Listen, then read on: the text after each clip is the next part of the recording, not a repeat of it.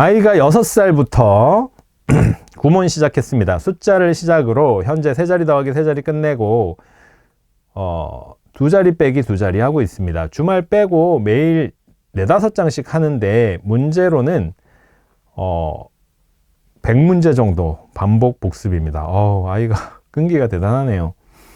수학, 국어, 한자, 과학 전부 구몬으로 하고 있고 영어 주 5일 다니고 있어서 매일 숙제만 해도 시간이 꽉 차요. 그럴 것 같네요.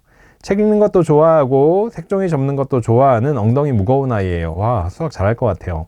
색종이 접는 거 좋아하는 아이들 보면 성향이 수학 좋아하는 아이들이던데. 사고력을 너무 해주고 싶은데 사실상 시간이 너무 없어요.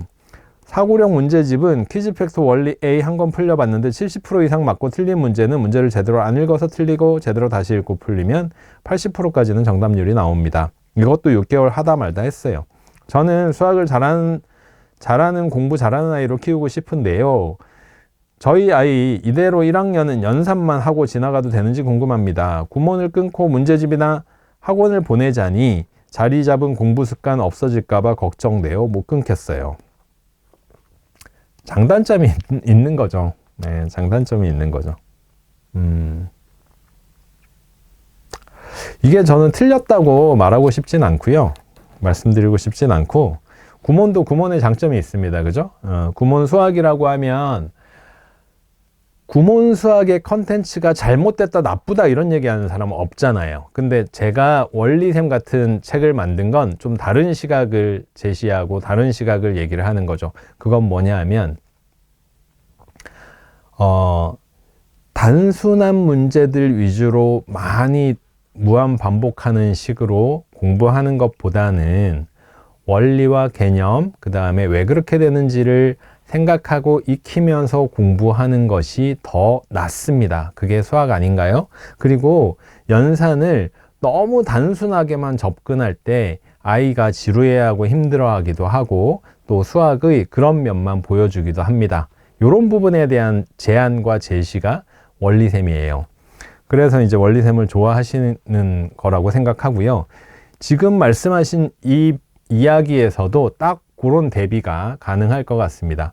구몬만 해가자니 좀 쉽게, 물론 거기에 뭐 쉬운 것만 하진 않지만 좀 쉽고 기본적인 부분을 많이 반복하면서 만들어가는 학습이 되는 거고, 그런데 공부 잘하는 아이로 키우자고 하니 좀 난이도 있는 것들도 공부시키고 싶은 거고 한 거죠. 이건 양면성이 있어요. 그래서 시간이 너무 없다라고 하시면 2가지 중에 하나 선택해 볼까요? 한 2학년 정도까지는 이렇게 하시고 3학년을 준비하면서 교과나 심화책이나 이런 것들 해 나가는 거죠. 그러니까 2학년까지는 기본 위주로 하자 이렇게 생각하는 거고, 그게 아니라면 좀 조정을 할 필요가 있어 보입니다. 구몬을 매일 4-5장씩 하는데 좀 줄이면 안 될까요?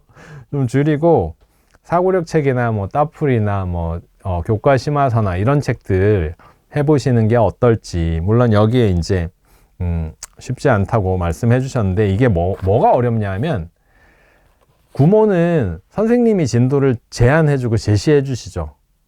그러니까 아이가 숙제가 되죠. 그런데 엄마랑 공부를 하면 엄마의 성실함이 더해져야 됩니다. 엄마의 성실함. 숙제를 정해주고 아이가 그걸 잘 수행해서 습관이 잡히도록 노력해줘야 됩니다. 엄마가 그런 성향이 아니고 발산적인 성향을 가지고 계시는, 성실함보다는 막 이렇게 할 때 팍 하고 또 안 할 때 쉬었다가 이런 성향을 가지고 계시는 어머니시라면 엄마가 가정학습으로 이걸 이끌어가는 건 굉장히 힘듭니다.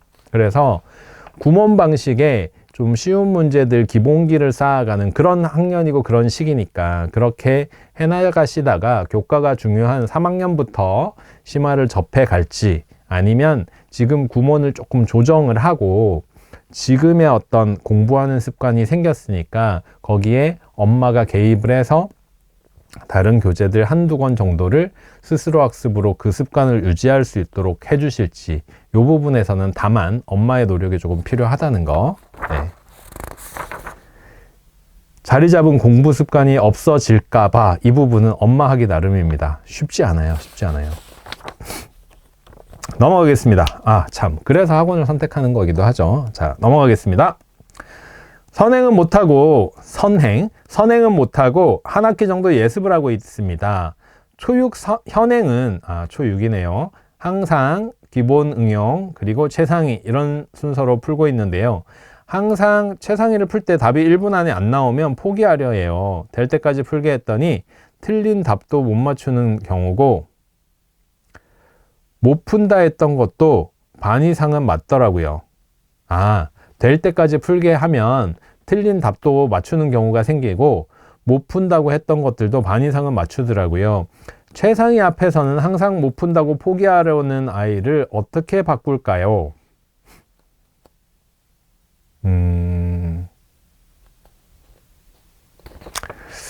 적절한 보상과 당근 이런 건 어떨까요? 네, 적절한 당근과 보상. 물론 이 당근도 아이 공부에 있어서 지나칠 경우에는 독이 되는 경우가 있긴 하지만 지금 어느 정도 가능성을 가지고 있는데 좀 쉽게 포기하고 이런 친구들에게는 동기부여가 필요한데요. 사실 가장 큰 동기부여는 성적인데 지금 초등학생들에게는 그런 것들이 쉽게 생기지 않잖아요. 그죠? 그래서 지금은 적절한 당근, 네, 이런 것들을 한번 생각해 보시는 것도 괜찮을 것 같고요. 교재로는 보면 그 따풀이 이런 부분에서 조금 도움이 됩니다. 따풀이 도움이 되는 이유는 최상위는 문제를 푼다 이렇게 되죠. 그러니까 한 문제 한 문제가 내가 못 본 문제다라고 하면 오랫동안 붙잡고 고민을 해야 돼요. 근데 따풀은 문제를 푼다가 아니라 생각을 배운다, 심화의 개념을 배운다, 심화 문제를 푸는 방법을 배운다, 이런 컨셉이죠. 그래서 따라하면 풀리는 초등수학 같은 경우는 좀 체계적으로 배우자 이런 개념이 있기 때문에 이런 경향은 좀 낮습니다. 예, 그래서 배우고 나면, 그러니까 아이들이 제일 문제가 뭐냐면 모른다라는 건 낯설고 처음 보는 거 이런 부분에 대해서 아이들이 겁을 먼저 먹기 때문이죠. 예, 그렇게 교재에 대한 대안과 그 다음에 아이와 엄마의 관계에서의 어떤 도움, 이렇게 좀 변화를 시도하실 수 있겠습니다. 다음 사연입니다. 안녕하세요. 초등학교 4학년 여자아이 엄마입니다. 아이가 5세부터 10살까지 놀이 수학, 지면 수업 없이 교구로만 사고력 수학을 접하고 초3부터 작은 보습학원 교과 수학으로 현행만 하고 있어요.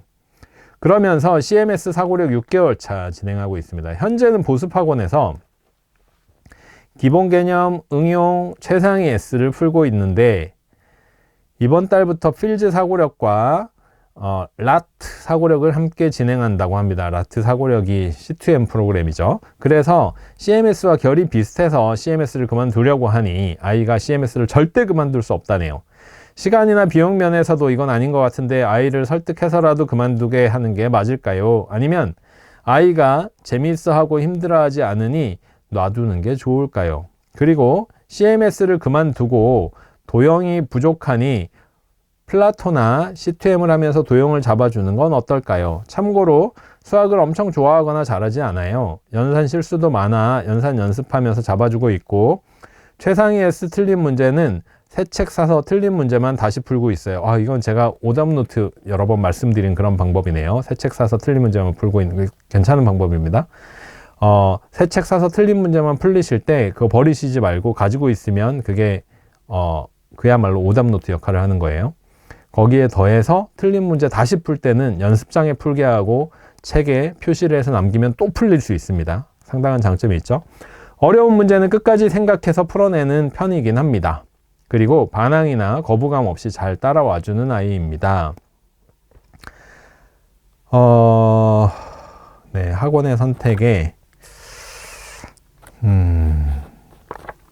보습학원이지만 제가 보습학원뿐만이 아니라 공부방에서도 선생님이 아이들의 실력을 높여주기 위해서 노력하시고 그렇게 하기 위해서 뭐 필즈 사고력이나 이런 여러 가지 사고력들을 살펴보시고 프로그램을 도입하시는 분들은 되게 훌륭한 선생님들이라고 생각해요. 오답노트요. 오답노트 뒤에 소개해 드릴게요. 훌륭한 선생님들이라고 생각해요. 그래서 최근에 저희 학원 프로그램들이 난이도가 좀 있는데도 불구하고 학원들에서 이제 문의들이 많이 들어오는 게 그런 선생님들이 이제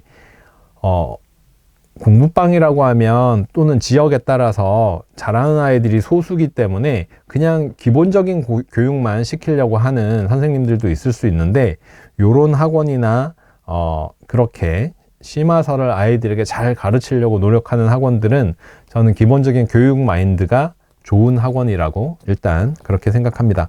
그래서 뭐 시간적인 면, 비용적인 면을 생각하면 지금 4학년이고 하니까 CMS를 그만둬도 된다고 생각합니다. 사실. 네, 생각합니다. 근데 CMS가 좀 재밌어요. 왜냐하면 제가 사고력 수학을 할 때도 그랬지만 사고력 수학 자체가 좀 재밌어요. 보습학원에서 하는 사고력 수학과 사고력 수학에서 하는 사고력 수학은 조금 다를 거라고 생각합니다. 어떤 면에서냐 하면 사고력 수학에서 하는 수업은 수업의 형태도 아이들이 생각할 시간이나 발표할 시간이나 토론할 시간을 조금이라도 더 주는 편입니다. CMS 책을 보면 내용이 별로 없어요.